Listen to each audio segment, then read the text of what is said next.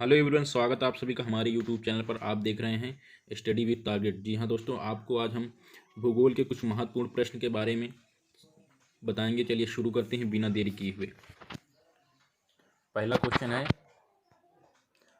पिरेनिक पर्वत किन दो देशों के बीच स्थित है? फ्रांस एवं स्पेन के बीच में पिरेनिक पर्वत स्थित है। चलिए देखते हैं नेक्स्ट क्वेश्चन। लोटक झील जिस जल विद्युत परियोजना का निर्माण किया गया किस राज्य में स्थित है? लोटक झील मणिपुर में है। किस राज्य की सीमा भारत चीन व्यापार मार्ग पर नाथुला स्थित है?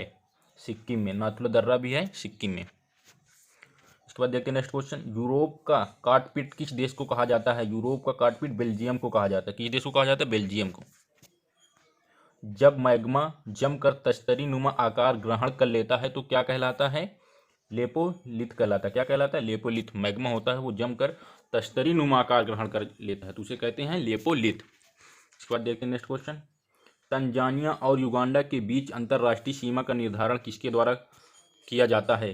तंजानिया और युगांडा के बीच में जो अंतर्राष्ट्रीय सीमा का निर्धारण होता है वो होता है विक्टोरिया झील की वजह से निर्धारण होता है। किस पैमाने में भूकंप का मापन भूकंप द्वारा होने वाली क्षति के आधार पर किया जाता था? मार्क वेली स्केल के आधार पर किया जाता है।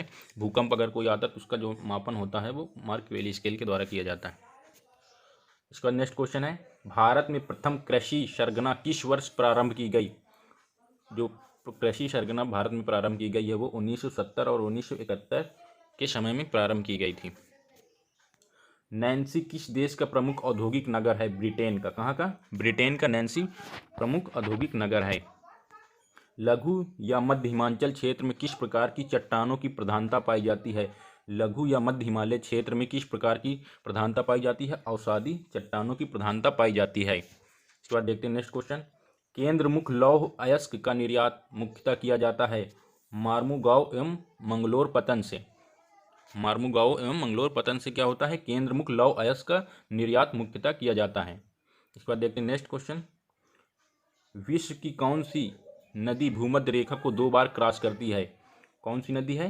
कांगो नदी, जो कि भूमध्य रेखा को 2 बार क्रॉस करती है। इसका नेक्स्ट क्वेश्चन देखते हैं। अधिकांश मौसम संबंधित घटनाएं वायुमंडल के किस भाग में होती हैं?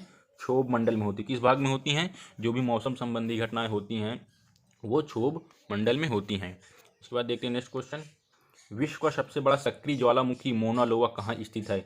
ये कहाँ स्थित है? हवाई द्वीप में स्थित है विश्व का सबसे बड़ा सक्रिय ज्वालामुखी। पृथ्वी की सतह के साथ बिल्कुल नीचे वह स्थान क्या कहलाता है जहाँ से भूकंप तरंग उत्पन्न होती? वह स्थान कहलाता है फोकस। यहीं से भूकंप की तरंग उत्पन्न होती हैं। विश्व में सर्वाधिक अखबारी कागज उत्पादित करने वाला देश कौन सा है? कनाडा। यहाँ सबसे ज़्यादा अखबारी कागज का उत्पादन होता है कनाडा में। हीराकुंड बांध किस नदी पर बनाया गया है? हीराकुंड बांध जो कि महानदी पर बनाया गया है। इसके बाद देखते हैं नेक्स्ट क्वेश्चन। सिजगी का क्या अर्थ है? सिजगी का क्या आशय है? मतलब सिजगी जो होता है क्या होता है? सूर्य और चंद्रमा की समकोणिक स्थिति को सिजगी कहते हैं। इसके बाद नेक्स्ट क्वेश्चन।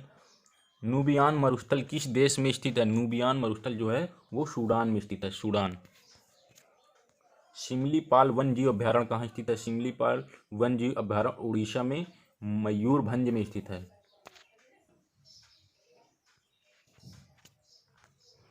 ब्रह्मकोट तथा आंतरिक कोट की सीमा क्षेत्र क्या कहलाता है? क्या कहलाता है? लेह-मन असंबद्धता।